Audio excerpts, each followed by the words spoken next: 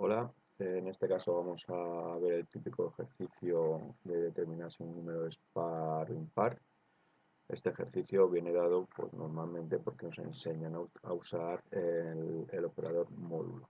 El operador módulo nos devuelve el resto de una división. Entonces vamos a ir viendo las partes del código. En primer lugar, eh, declaramos una bandera, lo que le llamamos bandera, para controlar el bucle while. La ponemos en verdadero. En segundo lugar, instanciamos o creamos una variable tipo lista que llamaremos números, donde luego iremos añadiendo los números que nos vaya introduciendo el usuario. Tenemos el bucle while, que lo que significa es mientras que seguir sea verdadero. ¿Qué hacemos? Instanciamos o creamos la variable número, donde vamos a introducir algo que nos escriban por teclado. Recordamos que para recibir datos por teclado del usuario usamos el método input y dentro de los paréntesis la frase que queramos decirle al usuario. En este caso vamos a usar un if para comprobar que nos han introducido algo por teclado. Si no nos introducen nada por teclado, o sea, si un número es igual a cadena vacía, o como lo queramos ver, si número es distinto a cadena vacía, haremos esta parte del código, y si no es distinto a cadena vacía, entonces haremos esta parte. Bien, aquí, importante, faltaría el control de errores para controlar si hubiera alguna excepción, porque ahora vamos a hacer una operación en principio peligrosa, que es convertir de un tipo de dato a otro tipo de dato diferente. Entonces, esas conversiones, si el dato no es correcto, nos va a producir una excepción. En este caso no lo he implementado en el opuesto porque entendemos que esto es un ejercicio básico. Y al ser un ejercicio básico de principiantes, todavía no habremos llegado a la parte de control de errores. En la siguiente parte tenemos la lista número, que habíamos declarado anteriormente, y usaremos un método append, que es su método añadir. Y aquí está la parte peligrosa del código, que es la conversión del código. Input siempre nos va a devolver un string, o sea, es una cadena de texto. Nosotros para operar con números no nos vale esa cadena de texto, entonces lo vamos a tener que convertir, en este caso a un int, a un entero. Entonces con int y dentro un texto que sea un número, obtendremos esa conversión. Pero si esta variable no contiene un número, que contiene letras, la conversión va a ser imposible y nos va a arrojar una excepción, la cual, como he comentado, no estamos controlando. Bueno, y la segunda parte es si el texto está vacío, entonces colocaremos la bandera a falso para que nos salga del bucle. Mientras tanto, si no, estaremos dando vueltas y pidiendo una y otra vez números al usuario. Bueno, esta sería la parte de conseguir los números introducidos por teclado. Como nos han puesto que n números, los desconocemos y por eso hacemos un while, o sea, hasta que el usuario quiera introducirlo.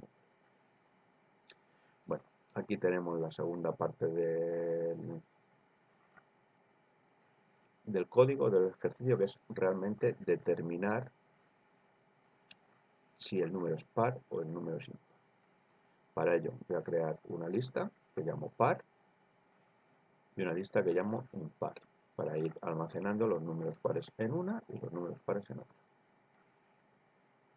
Aquí creo una variable que va a contener la división del número entre 2. Si el resto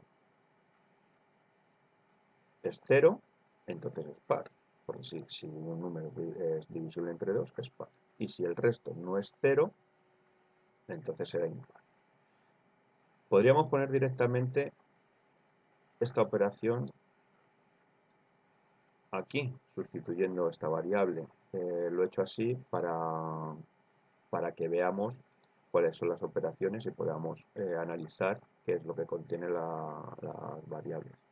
Realmente esto lo que nos implica es escribir este trocito de código. En consumo de memoria me es indiferente tener una variable con el resultado que poner el resultado aquí, porque el ordenador realmente va a usar un espacio de memoria para guardar el resultado de la operación, lo haga con variable o lo haga sin variable.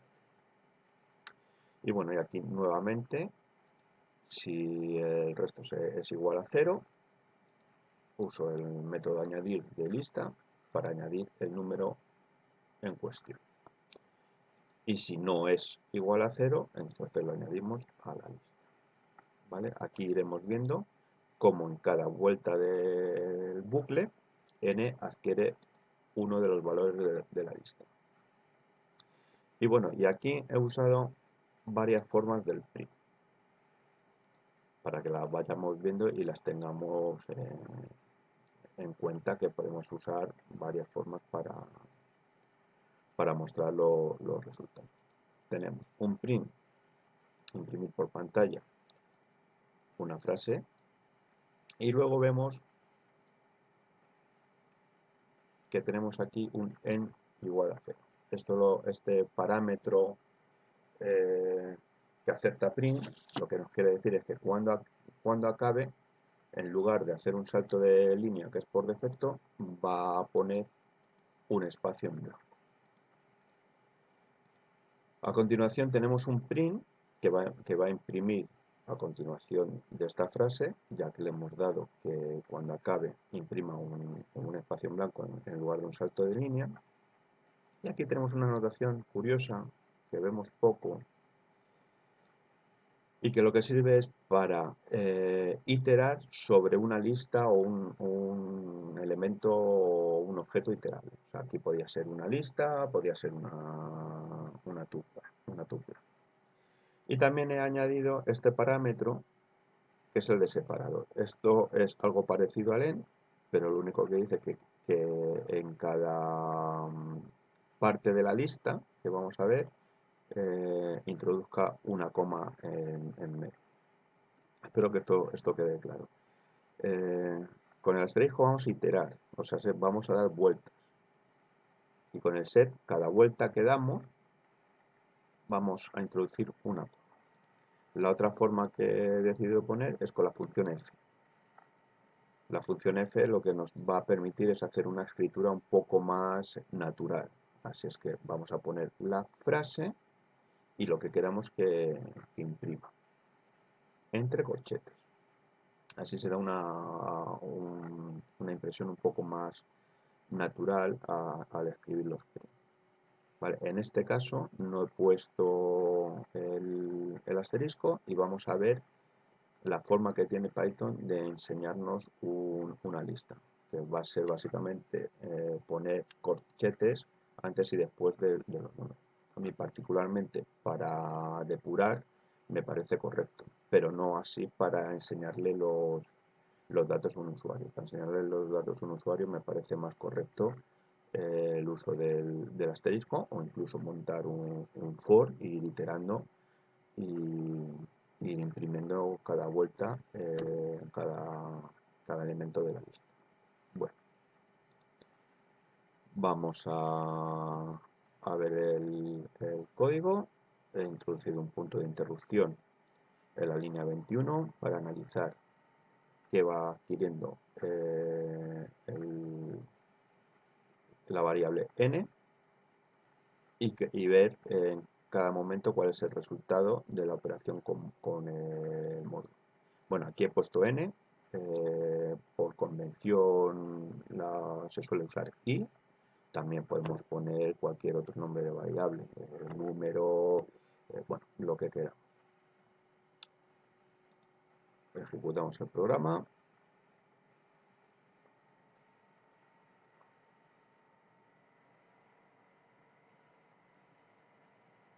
Y nos empieza a pedir números.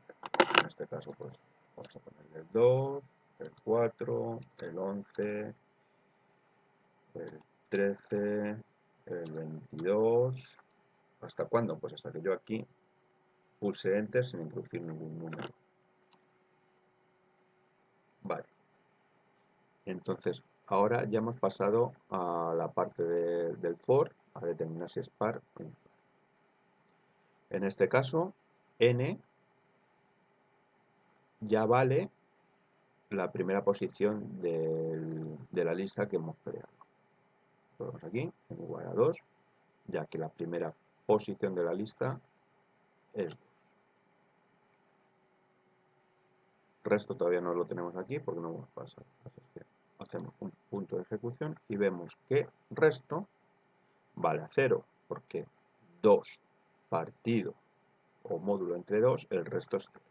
Por lo tanto, vamos a ver cómo entra en este if y nos añade el número n a la lista par. Entra en el if y n será añadido a la lista par. Aquí lo tenemos, que el número n ha sido añadido a la lista par. El siguiente número, cuando ejecutemos, n pasará a valer 4, que es la segunda parte de la lista. Vemos que n ha pasado a valer 4. Resto, pues 4 partido entre 2, el resto será 0 igualmente, así es que resto sigue valiendo 0, por lo tanto entrará en el if y añadirá el 4 a la lista. Perfecto. Ahora vamos a por el siguiente número, 11.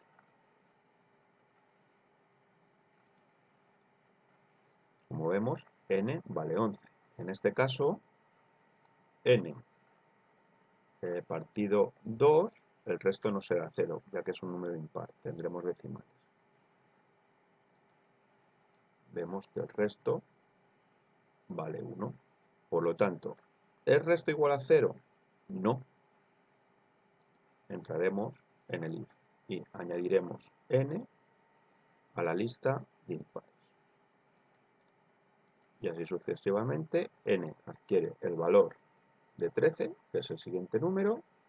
13 no será par y se añade a la lista de impares. Y por último, tendremos que n vale 22 y será par. Vuelve, pero ya como no hay más números, se saldrá del for. Ya acaba de iterar sobre toda la lista. Y aquí tenemos el primer print, donde nos va a mostrar los números pares son, pero no va a hacer un salto de línea, simplemente va a dejar un espacio. Aquí no lo vamos a ver porque es Python el que hace la iteración, en vez de hacerla nosotros con un for, es Python quien se encarga de hacer esta iteración al ponerle delante el asterisco. Pero lo que sí vamos a ver es que entre iteraciones va a poner el símbolo coma. Aquí lo tenemos, las iteraciones. Y ahora este otro print nos va a escribir la frase y nos va a escribir lo que contiene la lista impar. Como vemos, no lo pone entre corchetes porque es la forma de Python de indicar que lo que ha impreso es una lista. Bueno, pues esto ha sido todo y espero que os haya gustado.